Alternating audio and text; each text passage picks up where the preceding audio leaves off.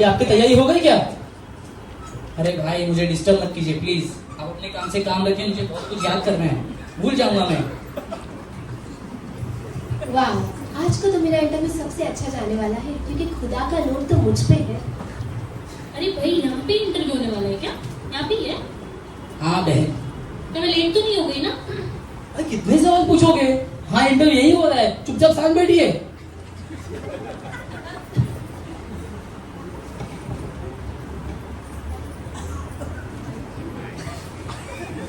बेटा बेटा यहीं पे हो रहा है क्या इंटरव्यू?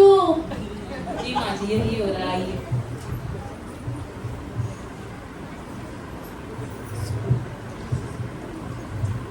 तो संदेश, आज का इंटरव्यू शुरू करें। सबसे पहले इंसान तुम्हारा संदीप आप अंदर आइए।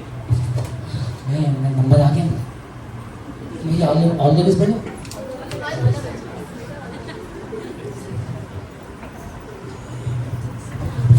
अपना सम्मान।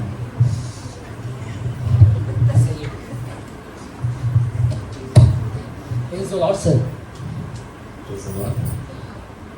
तो संदीप, आप मुझे बताइए कि आप स्वर्ग क्यों जाना चाहते हैं? सर मैं परमेश्वर से बहुत प्यार करता हूँ सर, और मैं चाहता हूँ उसके साथ मैं राज करूँ सर। राज करो परमेश्वर, राज करो। संदीप जी, थोड़ा सीरियस इंटरव्यू है, यहाँ पे गाना वाला। हाँ सर।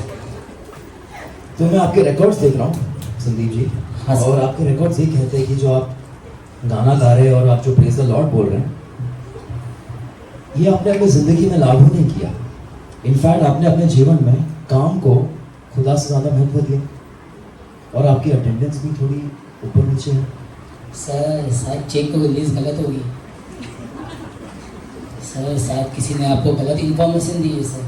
सर मेरा एक बहुत बड़ा परिवार है, एक माँ है, 2 बच्चे हैं और एक बीवी भी है सर, और कमाता भी परिवार के लिए सर, और मेरी ऑफिस भी चर्च में जाती है ना सर, और सर चर्च के लिए भी काम करता हूँ मैं। ठीक है, आप ये सब सामान क्यों लाए हैं? सर एक्चुअली सर इसमें मेरी सर्टिफिकेट्स है, इसमें मेडल है सर, और उसमें प्योर गोल्ड है सर। तो यहाँ क्यों लाए हो? सर आप देखना चाहते हो सर? एक्चुअली मैं चाहता हूँ सर कि ये सब मैंने, प्रभु ने मुझे बहुत प्रेम किया और ये सब मैंने बिजनेस से कमाया है सर। मैंने अपने जीवन में सब कुछ देखा सर, लेकिन मैं सबको दिखाना चाहता हूँ सर। ये सब मैं अपने जो मैंने कमाया है सर, ये सब मैं स्वर्ग लेके जाके लोगों को दिखाना चाहता हूँ कि ये सब प्रभु ने मेरे जीवन में क्या क्या काम किया सर। ठीक है, आपका इंटरव्यू एक्चुअली समाप्त करते हैं इधर, आप जा सकते हैं और अपने सामान भी ले जा सकते सच में महीने लगता सर?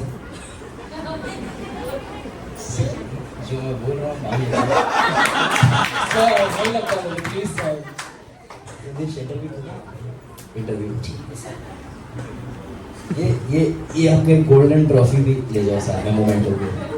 सर अगर आपको चाहिए तो रख लो, लेकिन मेरा स्वर्ग का हो जाएगा सर ना। आप मुझे रिश्वत देना चाह रहे हैं? सर रिश्वत नहीं सर। तो ये इसकी मुझे यहाँ कोई ज़रूरत नहीं है, आप इसको लेके जाइए, आपका इंटरव्यू खत्म। ठीक है सर।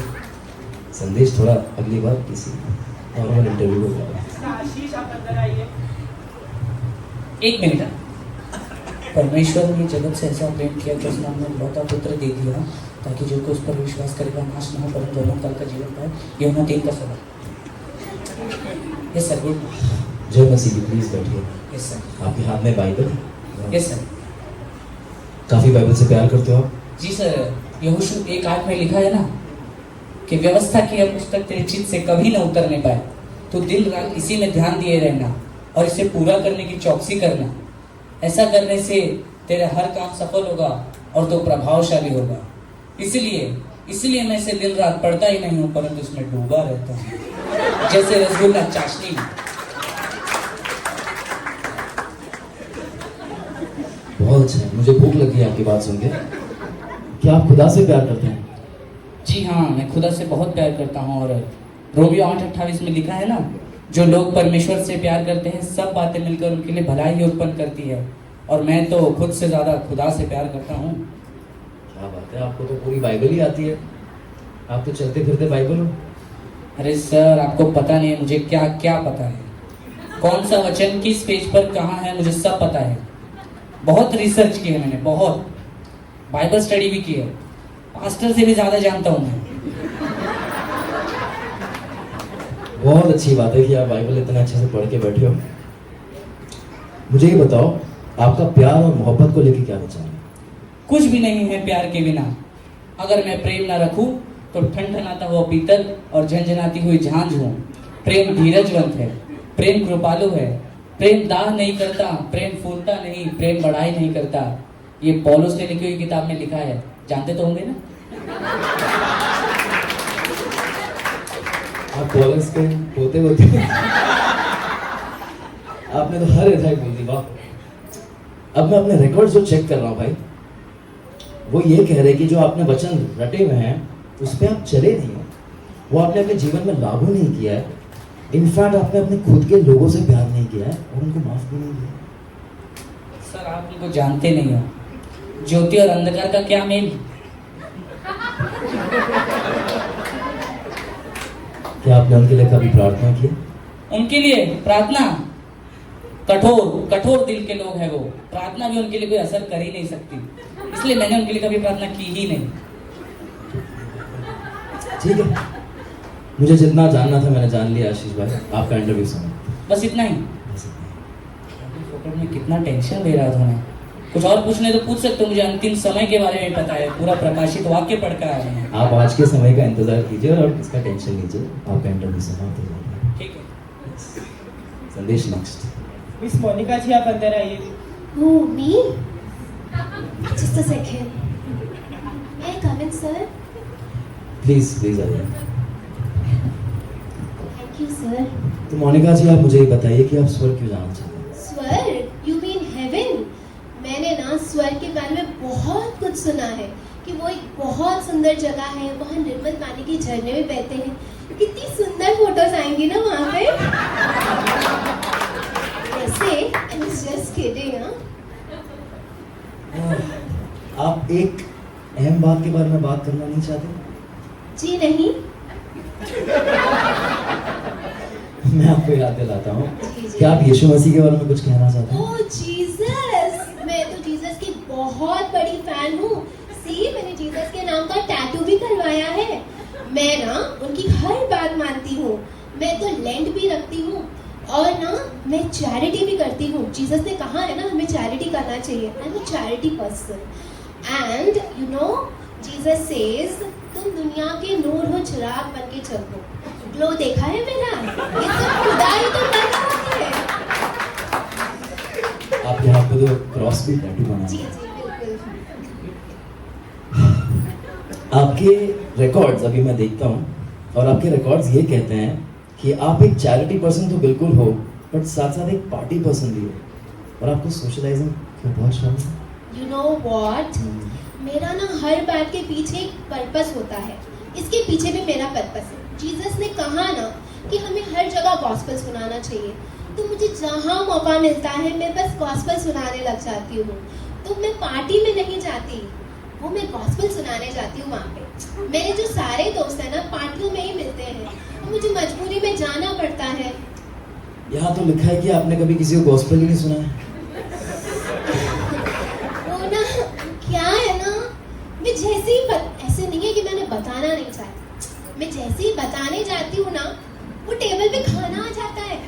तो जैसे ही खाना आ जाता है तो सब बिजी हो जाते हैं। खाने के बीच में कैसे बताऊँ ना। यहाँ पे तो लिखा है कि गॉस्पेल के बदले आपने गॉसिप बहुत दिया लोगों को। बड़े मजाकिया हो जी आप। आपको गॉसिप नहीं होती जब तक मैं लोगों को जानूंगी नहीं, उनके बारे में पहचानूंगी नहीं, तो मैं उन्हें बताऊंगी कैसे। अब ना एक लेटेस्ट बात बताती हूँ मैं आपको। वो जो आरती है ना उसका भाई। मैडम, ये आपका इंटरव्यू, आपकी बात करनी थी यहाँ पे।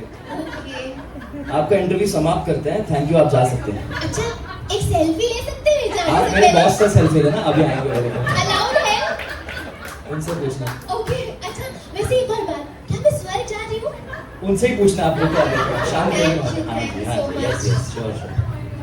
संदेश थोड़ा संभाल के। प्लीज चली जी आप अंदर आइए।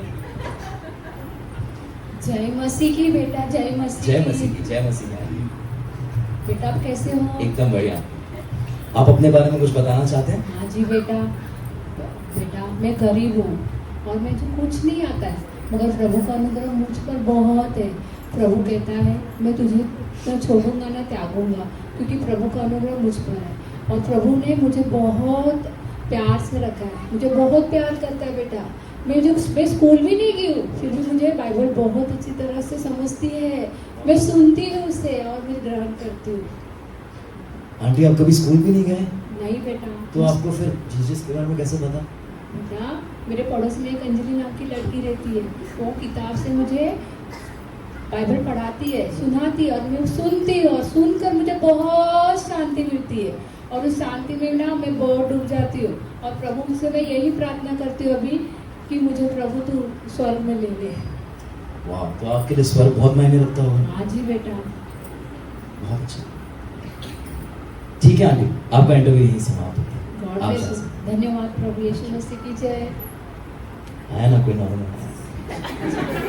मिस आरती जी आप अंदर आइए। क्या मुझे बुलाया सच में?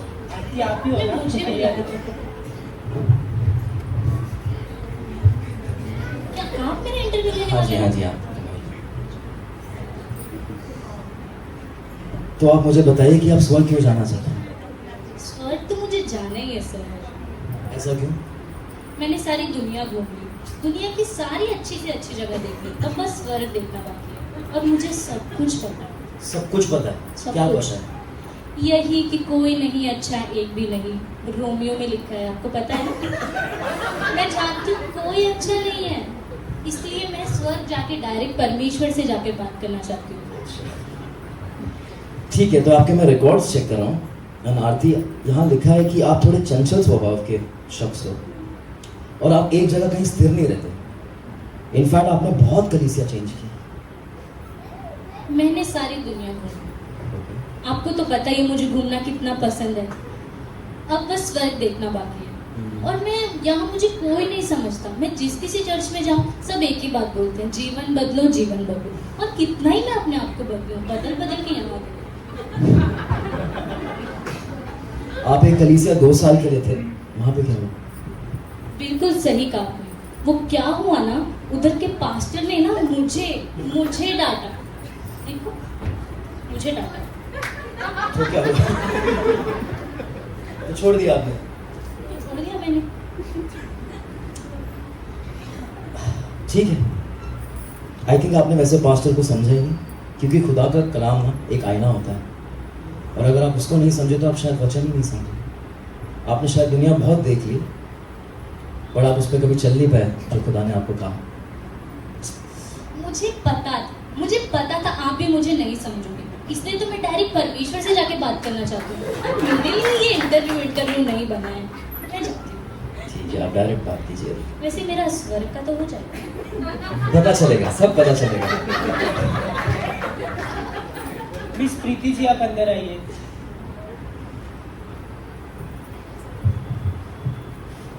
जय मसीह। जय मसीह। तो मुझे बताइए प्रीति जी, आप स्वर्ग क्यों जाना चाहते हैं? थोड़ा अच्छा जवाब देना। सर सच बताऊं तो मैं स्वर्ग के बिल्कुल काबिल नहीं हूँ। स्वर्ग होता क्या ये मुझे नहीं पता। मैं बस इतना जानती हूँ कि मैं पापी थी, यीशु मसीह ने मुझे बचाया। उन्होंने मेरे गुनाहों को अपने ऊपर ले लिया, वो मेरी खातिर क्रूस पर चढ़े, और आज मैं जो भी हूँ वो उनके वजह से हूँ। और मैं जान चुकी हूँ कि मार्ग सत्य जीवन यीशु मसीह है, इसलिए जहाँ वो रहेंगे वहीं मैं रहूँगी। जहाँ यीशु मसीह है वहीं मेरा स्वर्ग है। वाह।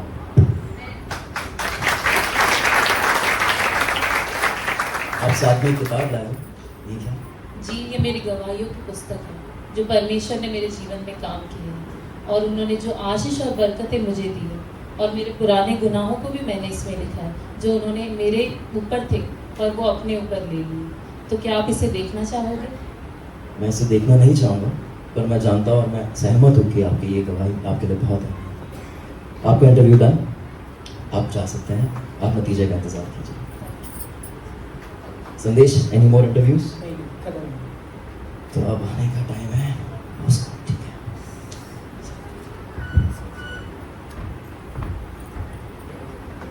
आप सबका इंटरव्यू समाप्त होता है। अभी आपका मैं जाके अपने सारे रिपोर्ट्स अपने सीनियर को देने वाला हूँ और वो आपको नतीजा देंगे।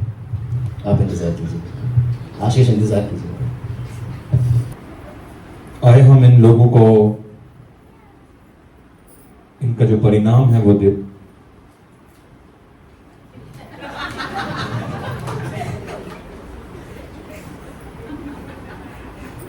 सबसे पहले मैं जेनी जी को बुलाना चाहूंगा। आप कृपया करके खड़े हो जाए जेनी जी।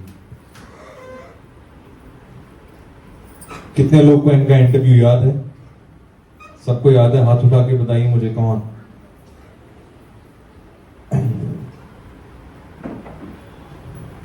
जेनी जी, मैंने आपकी बातें बड़ी ध्यान से सुनी, बल्कि मैं आपको ये बताना चाहता हूं कि जो बातें हम कहते नहीं लेकिन सोचते भी है, हमारा परमेश्वर उन बातों से भी वाकिफ है। वो उस हर ख्याल से वाकिफ है। कलाम में लिखा है कि मेरा उठना, मेरा बैठना, मेरी हर रविश से मेरा परमेश्वर वाकिफ है। और एक चीज होता है कि किसी इंटरव्यू में आके अच्छी अच्छी बातें बोलना, लेकिन मुझे कहता है वो बड़ा फकर है कि उन बातों से परे जो आपका अंतर्गत है और आपका जो हृदय है, उस हृदय के ऊपर हमारे खुदा बाप को बहुत फकर है। क्योंकि आपने कहा कि आपको पढ़ना लिखना नहीं आता, आपके पास शायद ज्ञान नहीं है, आपके पास कोई डिग्रियां नहीं है, लेकिन जो आपके पास है वो सबसे कीमती है। वो है आपके पास आपका ईमान, आपके पास वो नम्रता है। शायद ये चीजें आपके जीवन में अगर होती तो शायद आपके अंदर ये सत्य नहीं इतने आसानी से जा पाता, लेकिन क्योंकि आपने उस वचन को, जैसे आपने कहा कि अंजलि आपको वचन सुनाती थी, मैं आपको बोलना चाहता हूं कि प्रभु बहुत सारे लोगों को हमारे जीवन में ऐसे ही भेजता है। जैसे इनके जीवन में अंजलि आई है, वैसे आपके आसपास भी कोई ना कोई होगा जिनके मुख से हम वचन सुनते हैं। वो मुख तो शायद, आवाज तो शायद उनकी होती होगी, लेकिन मैं बोलना चाहता वचन सुनाने वाले वो स्वयं यीशु मसीह थे, जिन्होंने आपको वचन सुनाया और आपके जीवन में आपका उद्धार किया। तो उसका सेवक होने के नाते, उसका स्वरदूत होने के नाते मुझे कहते हुए बड़ा फकर होता है कि आज के इंटरव्यू में आप पास होती हैं।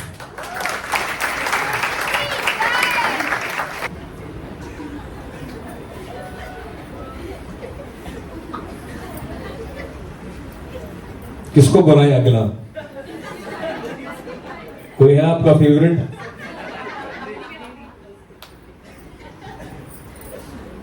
चलिए प्रीति जी कृपया करके खड़े हो जाए।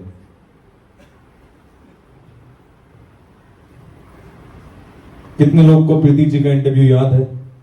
हाथ उठाकर बताइए कौन। प्रीति जी, आपसे मिलकर मुझे आज बड़ी खुशी हुई। आपको देखकर मुझे एक वचन याद आता है जहां पर हमारे यीशु मसीह ने फरमाया कि दो लोग जो थे वो आराधनालय में प्रार्थना करने के लिए जाते हैं और एक परमेश्वर का धन्यवाद करता है, बड़ी ही बढ़ाई के साथ वो कहता है कि प्रभु तेरा धन्यवाद है कि तूने मुझे औरों की तरह पापी नहीं बनाया, और बड़ी ही घमंड के साथ वो उस प्रार्थना को करता है। और दूसरा एक ऐसा व्यक्ति है जो यीशु मसीह कहते हैं कि वो अपना सर भी नहीं उठा पाता, और वो कहता है कि प्रभु कि मैं तेरे पवित्र आसमान की तरफ देखने की भी काबिल नहीं हूं, तूने मेरे ऊपर इतना अनुग्रह कर दिया कि मैं यहां तक पहुंच गया, ये मेरे लिए बहुत बड़ी बात है। यीशु मसीह ने ये एक चित्र हमारे सामने रखा और कहा तुमको लगता है कि किसकी प्रार्थना सुनी गई? और जब मैं आपकी गवाही सुन रहा था, मुझे लगता है कि आपने आज तक जो भी प्रार्थना की है वो परमेश्वर ने कबूल की है, और उसका कारण, ताली बजा सकते हैं,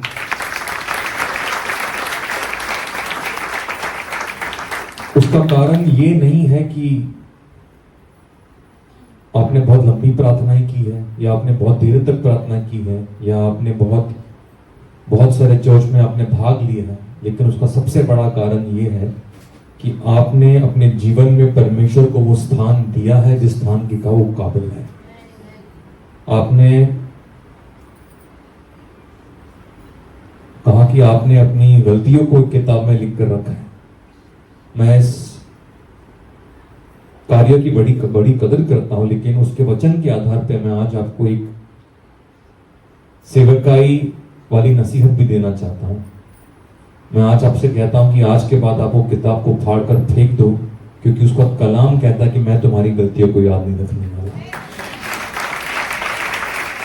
आज जैसे आप यहां से जाते हैं, मैं कहता हूं उसने आपके पूरे आत्मा को फिर से पवित्र कर दिया।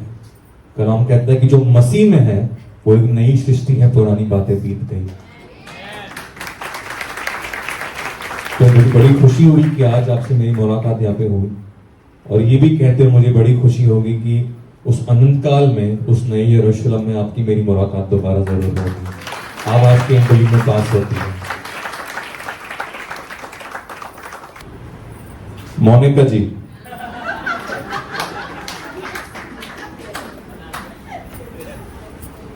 मोनिका जी, मुझे बड़ी खुशी है कि आज आप इस इंटरव्यू के लिए आई, और क्योंकि आप इस इंटरव्यू के लिए आई, मेरा मानना है कि आपके ऊपर प्रभु का अनुग्रह है। लेकिन कलाम ये भी कहता है कि जहां पर अनुग्रह बढ़ता है, क्या वहां पर पाप भी बढ़ना चाहिए? पौलुस ने कहा कदापि नहीं। तो मैं आपको ये बोलना चाहता हूं, आपके सत्संग में, आप सत्संग जाती है, एक गीत है, रूप सवारा रंग सजाया, अंत समय कुछ काम ना।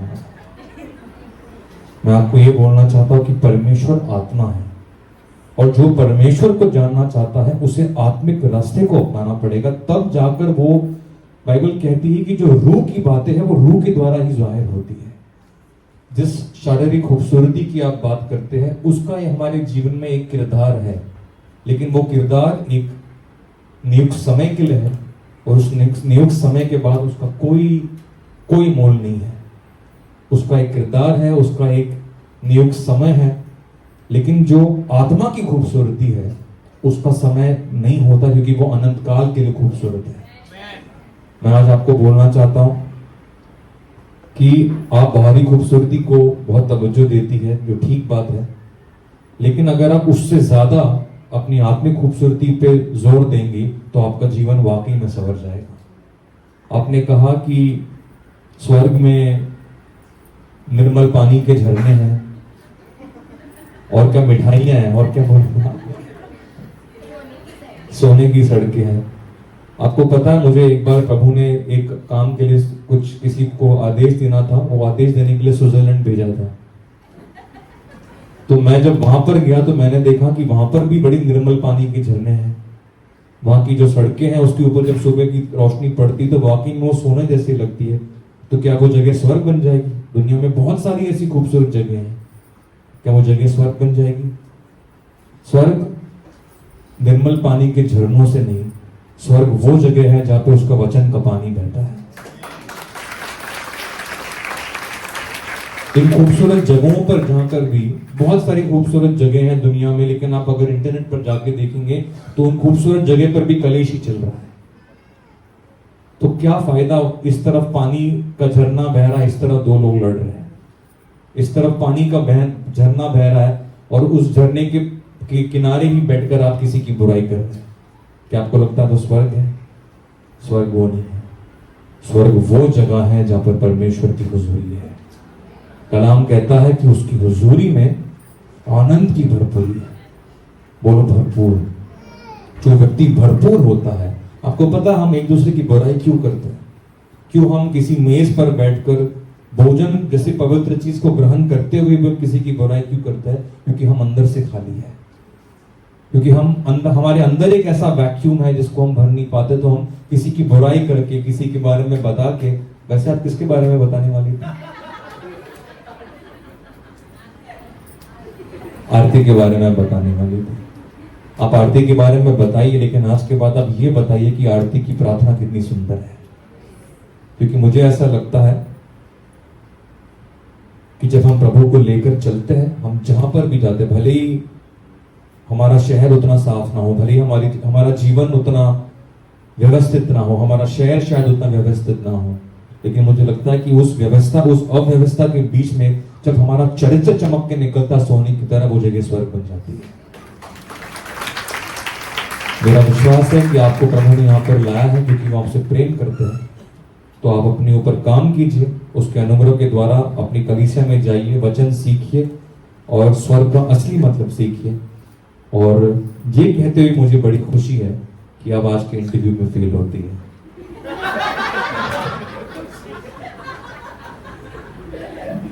संदेश कहां पर है? चलिए मैं ईमान से कहता हूं कि आप अपने ऊपर काम करेंगे, आप अपने ऊपर अनुशासन लेकर आएंगे, आप उसके वचन को समझेंगे और उसके बाद तथास्तु आप स्वर्ग जाएंगे।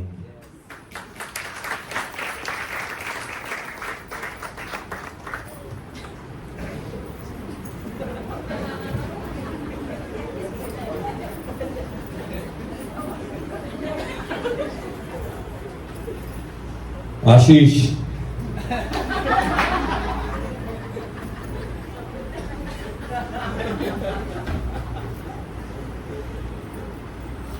हाँ जी, डैनियल 5:15 जरा पढ़ लो। नहीं, याद नहीं है?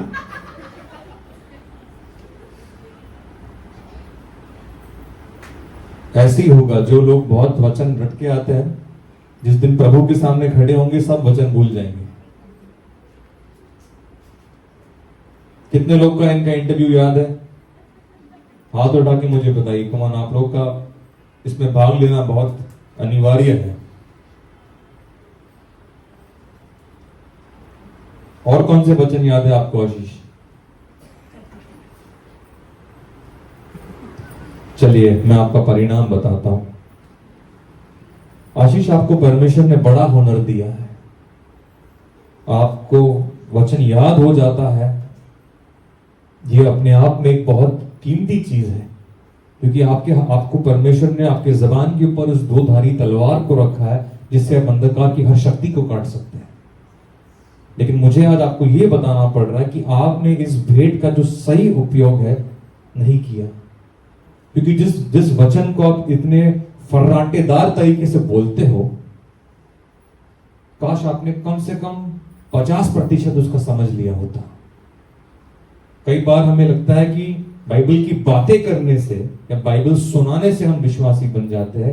कई बार मुझे ऐसा लगता है कि हमें अपने आप को सुनाना पड़ता है। जब हम बैठकर वचन, अगर हमें इनकी तरह वचन बड़ी खूबसूरती से आता है, वचन आना और वचन समाना दो अलग चीज है। मैं आपको आज ये बोलना चाहता हूं कि जिस वचन को आप इतने तेजी से बोलते हैं, उतने तेजी से उस वचन को अपने ऊपर काम करने दीजिए, क्योंकि आप जब वचन बोलते हो, ये आपका फल नहीं है। क्या बाइबल में कहीं लिखा है कि कितने फल है पवित्र आत्मा के? नहीं, 9 नहीं है। पक्का 9 है?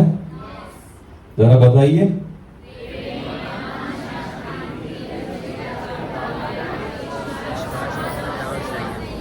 आपको पता ना, आप सब इसकी टीम में शामिल हो गए ये बोल के। इसमें कहीं पर भी ये वाला फल नहीं है कि वचन आपको आ जाएगा तो वो पवित्र आत्मा का फल है। वचन बोलना आ गया तो पवित्र आत्मा का फल है।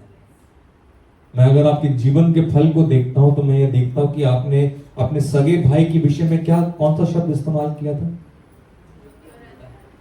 ज्योति और अंधकार। इस पर से ज्योति कौन है? अब वो अंधकार है। आपने एक और शब्द इस्तेमाल किया, आपने कहा कठोर। आपने स्वर्गदूत से कहा कि आप मेरे भाई को नहीं जानते। मैं आपको ये बोलना चाहता हूं कि अगर आपके दिल में वाकई में वचन है, यीशु मसीह ने कहा कि मैं अपनी भेड़ों को जानता हूं। और मैं आपको ये बोलना चाहता हूं कि अगर आपको प्रभु ने वचन का ये तोहफा दिया है, तो जितने भी लोग आपके आसपास है वो सब आपकी भेड़ें हैं, वो सब आपकी जिम्मेदारी है। आप उनको त्याग नहीं सकते। आपने कहा कि वो कठोर है, कभी बदलने नहीं वाला। मैं कहूंगा यहीं पे आपने वचन को नहीं समझा, आपने वचन को सीखा नहीं है, क्योंकि वचन ये सिखाता है, अगर हमने वचन को पढ़ा है कि, और अगर ये आपके जीवन में भी चल रहा है, अगर आपके जीवन में कोई कठोर व्यक्ति है, आपके परिवार में कोई कठोर व्यक्ति है, आपके समाज में कोई कठोर व्यक्ति है, और वो आपको लगता है कभी नहीं बदलेगा, तो वचन ये हमें सिखाता है कि आप प्रार्थना करो। प्रार्थना करने से कठोर पत्थर भी पिघल जाता है।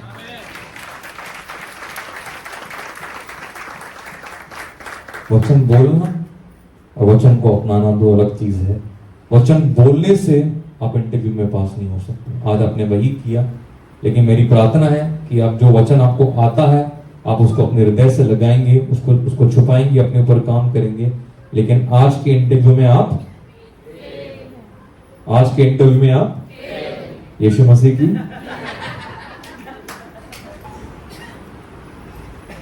आरती जी,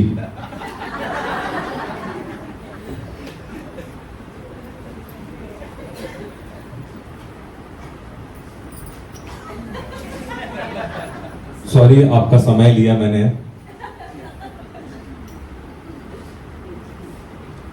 तो मैंने सुना कि आप परमेश्वर से स्वयं, उसके परमेश्वर के अलावा आप किसी से बात नहीं करते, किसी को खड़ा नहीं करते। बात करते हैं, चलिए ठीक है, इस मौके का मैं उपयोग कर लेता हूं। आरती जी, मैं आपसे ये बोलना चाहता हूं कि परमेश्वर आपके हृदय से वाकिफ है और उसके वचन के आधार पे मैं आपको बोलना चाहता हूं कि उसका वचन ये कहता है कि जो कंफ्यूज व्यक्ति होता है वो परमेश्वर से किसी चीज की उम्मीद नहीं रख सकता। जिसका मत ही नहीं बना हो वो अपना रास्ता कभी चुन नहीं पाएगा। और विश्वासी जीवन ये एक चुनाव का जीवन है। विश्वासी जीवन ये एक स्थिरता का जीवन है। विश्वासी जीवन ये बर्दाश्त करने का जीवन है। हमने हमारी कलीसिया में, आप सत्संग जाते हो? अभी बदला है, नया। तो सत्संग में आपने पास्टर नितिन से सुना ही होगा कि उन्होंने सिखाया कि बर्दाश्त करना ही विश्वासी का ध्यान है। अगर हम बर्दाश्त नहीं करते, हम प्रेम नहीं करते।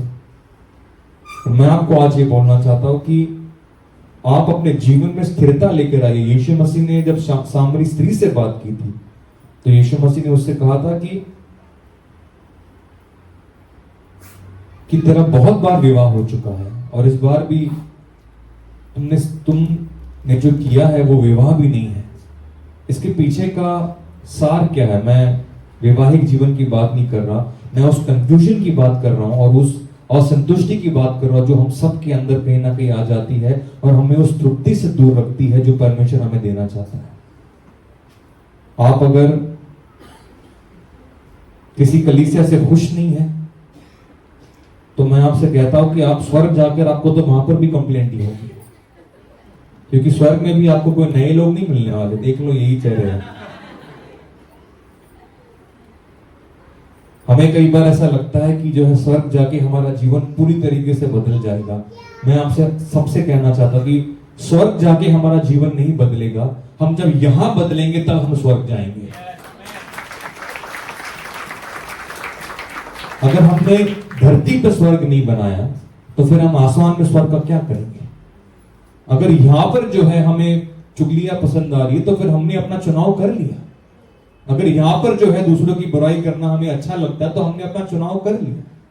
मूसा ने कहा कि मैं श्राप और आशीष तुम्हारे सामने रखता हूं, तुम चुनाव करो, तुम क्या चाहते हो। आरती, मैं आपको बोलना चाहता हूं कि जिस परफेक्ट लोगों को आप ढूंढ रहे हो, अगर दुनिया इतनी परफेक्ट होती तो यीशु मसीह को आके अपना लहू बहाना नहीं पड़ता। वो आया ही इसलिए क्योंकि दुनिया परफेक्ट नहीं है। उस इम्परफेक्ट दुनिया को परफेक्ट करने के लिए उसने अपने आप को तोड़ दिया। और यही हर विश्वासी का धर्म है, यही हर विश्वासी का फर्ज है कि वो सामने वाले की खामियां ना देखे, बल्कि उस खामियां के अंदर यीशु मसीह की परफेक्शन देखे और ये प्रार्थना करे कि उसकी सारी खामियां टल जाए, ताकि हम सब मिलकर एक दिन उसके सामने, उसके नए यरूशलेम में खड़े हो जाए। तो मैं आपको आज प्रोत्साहित तो करता हूं आरती जी, लेकिन मैं आपको ये भी बोलना चाहूंगा कि आप कंफ्यूजन जो है, हमारा परमेश्वर गड़बड़ी का परमेश्वर नहीं है, वो शांति का परमेश्वर है। और शांति हमारे मन में तब आती है जब हम जजमेंट से नहीं बल्कि अनुग्रह के चश्मे से लोगों को देखते हैं। वो अनुग्रह जो आपके ऊपर हुआ है, आप उस अनुग्रह को बांटिए। और जहां तक आज के इंटरव्यू का सवाल है, आज के इंटरव्यू में आप यीशु मसीह की देश हो गया सब आज का। मैं चलूं?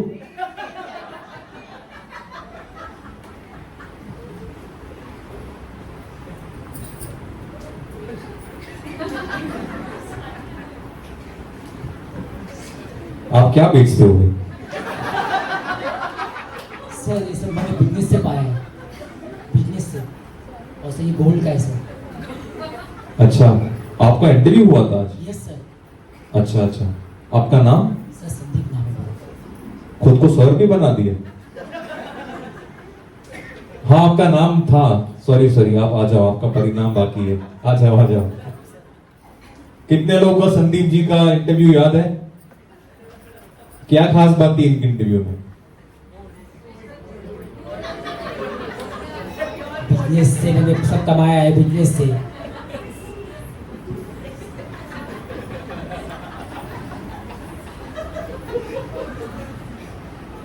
संदीप जी आपको पता है कि मैंने अंत में आपको अंदर क्यों बुलाया? शायद मेरा सिलेक्शन हो गया सर।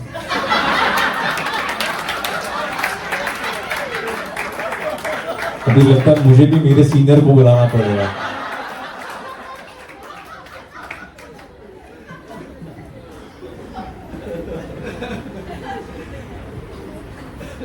मैंने आपको इसलिए रुकाया संदीप जी, ताकि आपको इस बात का एहसास हो कि आप जो ये सब लेकर घूम रहे हो, ये आपके जीवन पर एक बोझ है।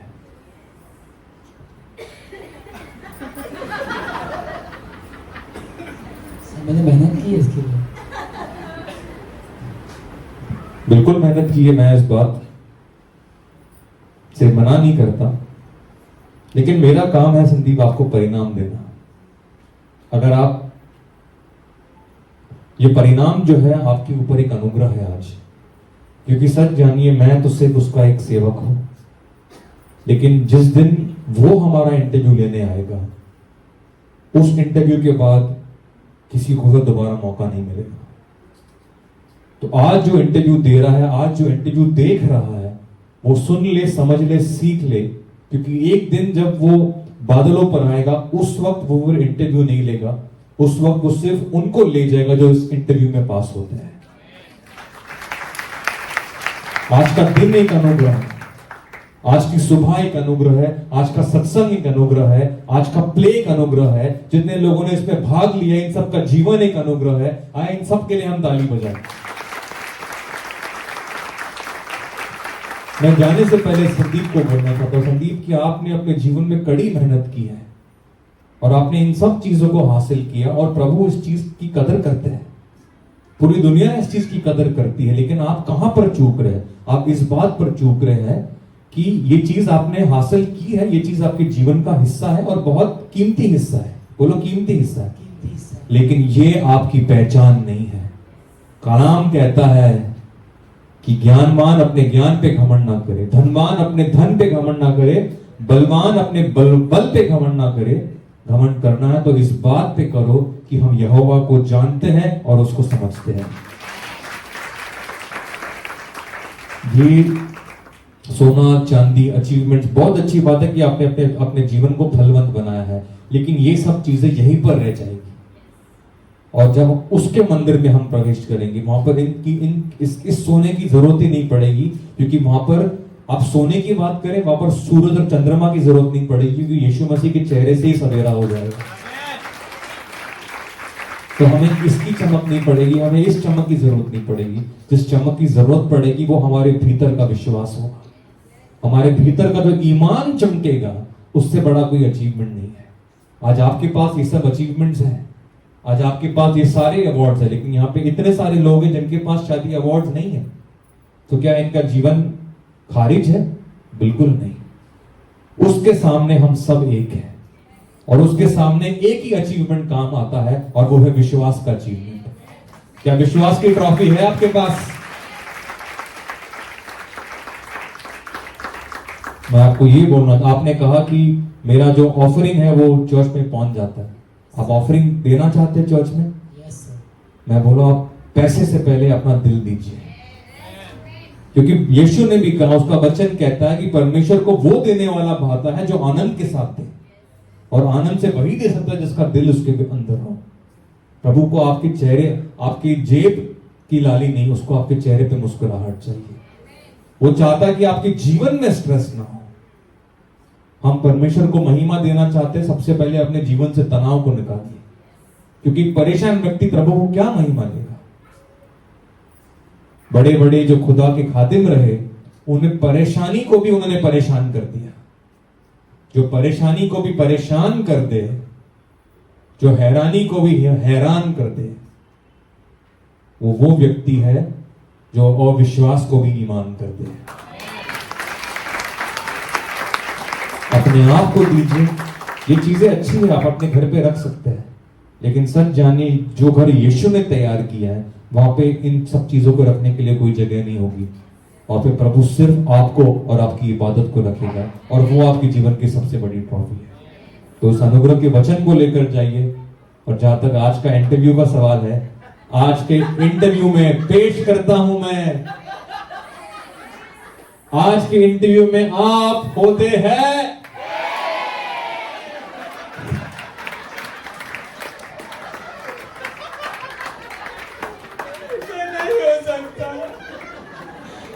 मैंने आज एक इंटरव्यू में जाना, सब कुछ व्यर्थ है, सब कुछ व्यर्थ है।